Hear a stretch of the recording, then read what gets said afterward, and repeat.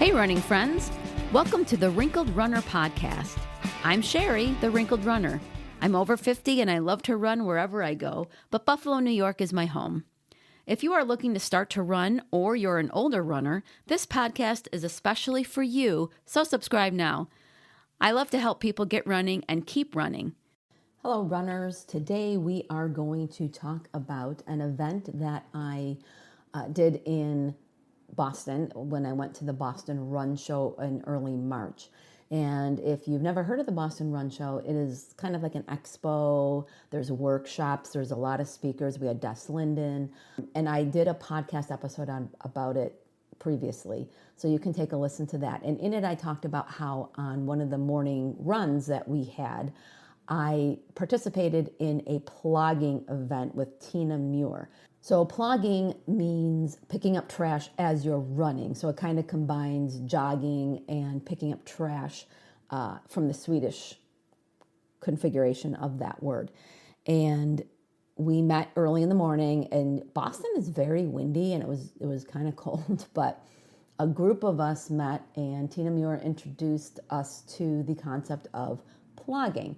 And she handed out trash bags. They could break down. These were biodegradable trash bags, which I don't think I've ever been aware of that they have those. I mean, maybe I did, but it never really clocked. But these were biodegradable trash bags, and everybody got one. We also got gloves. She handed out gloves, and she is really big into sustainable running. So she goes to a lot of races. She was just at Boston. She goes to the New York Marathon. She goes all over and hosts these plogging events.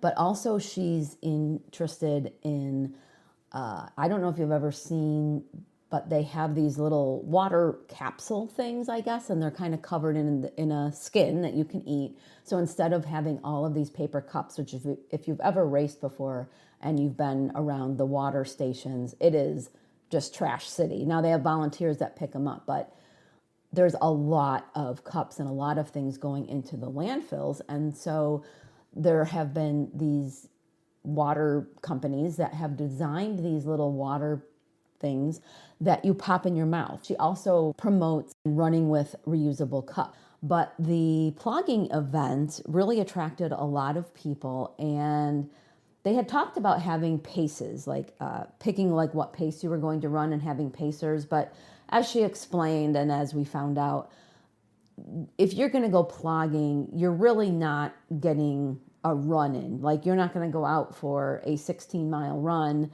if you're, training for a marathon, carrying a garbage bag and picking up garbage as you go along.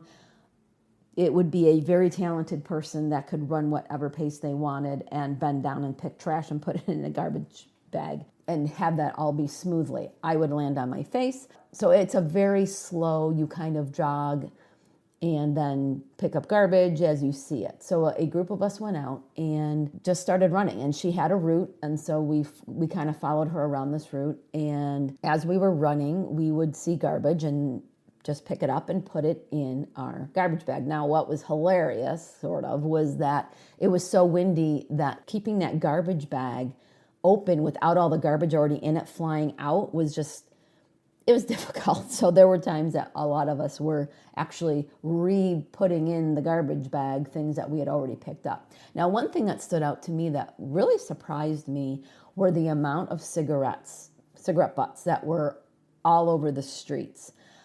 Growing up in the 70s and 80s, where smoking was, everybody smoked, it seemed like.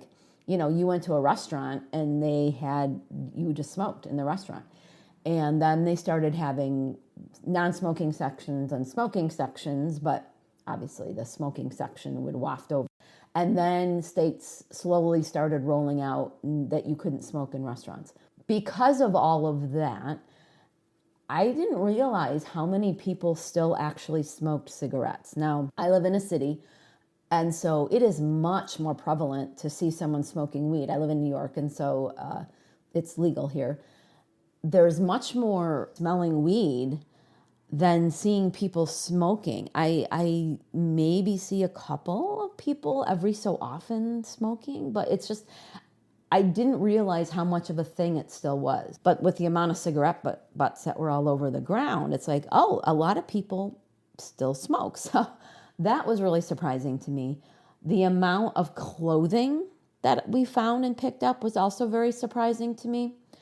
And the amount of glass was, there was a lot of glass and a lot of alcohol containers, like tiny little bottles of vodka or whatever.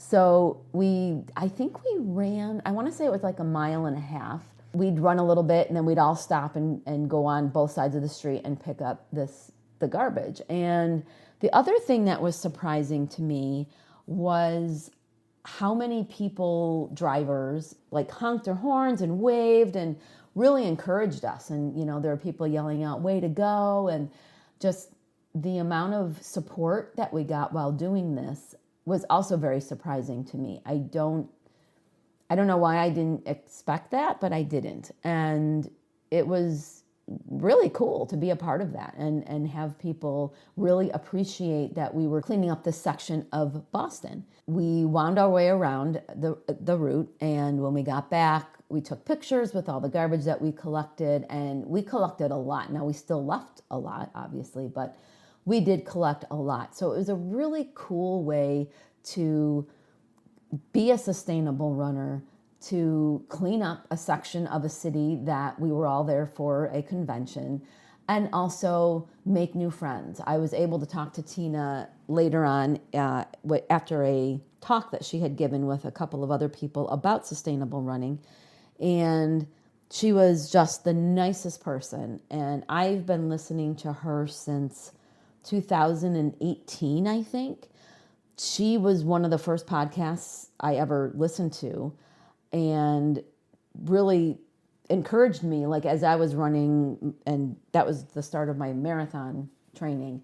And so she was in my ears like for miles and miles and miles. So it was just really cool to meet her. And she is very dedicated to making running more sustainable. I've done some thinking as I've run now after doing that event, because there's a section here in Buffalo that I run through, and it's like the garbage men like actually opened the trash and just dumped it all over the place. And the thing that I've noticed in a lot of cities is there are no garbage cans.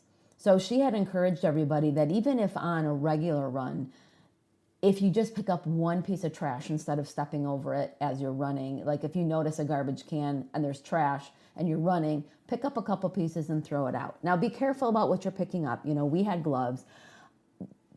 I tend to, especially since COVID, not pick up things like cups or things that are people use that could have saliva on them. I'm not a doctor. I'm not a scientist. I don't know the science behind how long something has to live and all that stuff. So, but I do tend to not do that.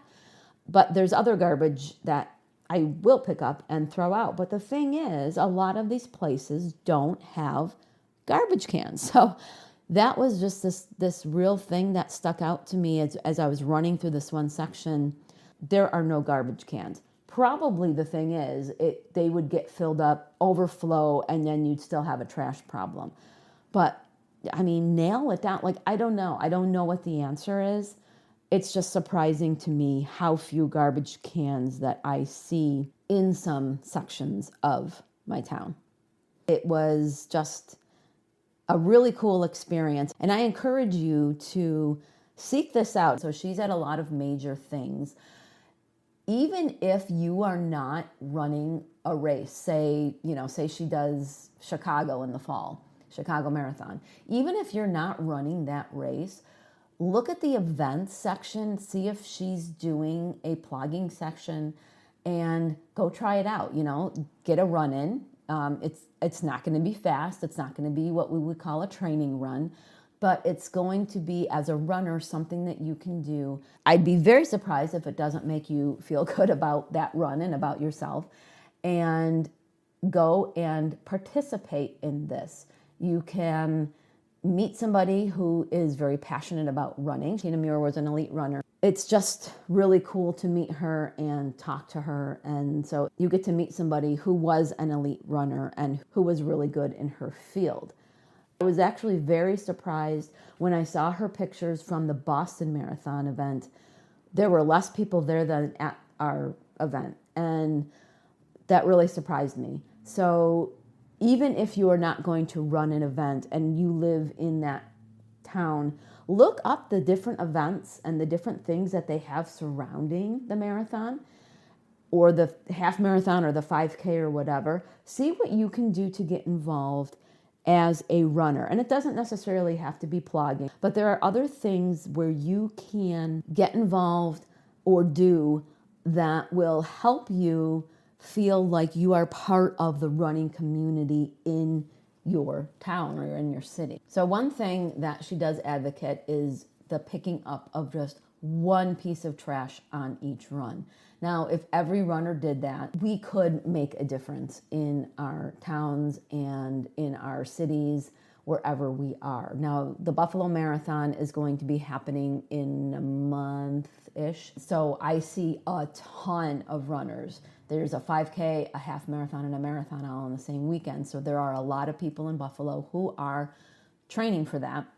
So this time of year, especially because it's April, so we're finally seeing some nice weather and everyone's not on their treadmills.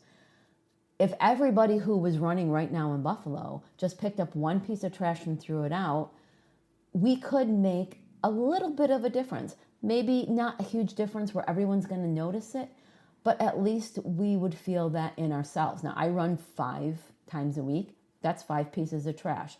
I probably see 100 runners a week. If they're running 5 times a week, that's 500, and with mine, 5 pieces of trash picked up throughout the week. We can make a difference, even if it's little. And what I learned when people were encouraging us from their cars is maybe if somebody sees you doing that, you're going to encourage someone else who isn't even a runner to pick up that piece of trash and throw it out. If you're in a running group and you're interested in plogging, or even if you're not and you're interested in plogging, plug in the name of your town and plogging and see if there is a plogging group near you. I did that and was actually surprised to find out that there is an urban run series in my town, and they actually do a plogging run. It was just super surprising to me that they have this. I am always surprised as a runner when I see like a 5K going on in the town, or I see somebody like a running group that I don't know about it. But I looked it up, and we do have a running group in our town that does runs, and they also do plogging runs. I'm really interested in that. If you're interested in starting something up yourself, you can email me at sherry@wrinkledrunner.com, and I will try to look into information for you on how to get that started. I don't have information that I can spew out right now, but if you are interested in starting that, I can do the research for you and see if I can find a way for you to get that started in your town. I hope you enjoyed today's episode. If you know another runner who could benefit from today's topic, go ahead and share it. Do you have any running questions? You can ask me. Email me at sherry@wrinkledrunner.com, and if I can't answer your question, I will do the research to find the answer and share it with you. The questions I get from listeners like you help me develop episodes, so please don't be shy. You can sign up for my once-a-month newsletter using the link provided so that you can have all the Wrinkled Runner resources from the past month all in one place. I also have opened up my virtual coaching in addition to coaching one-on-one with those in the Buffalo, New York area. So head to my coaching page on the Wrinkled Runner website, which I will, of course, link to, and check out how we may be able to work together. Until next Monday, thanks for listening, and I'll see you on the run.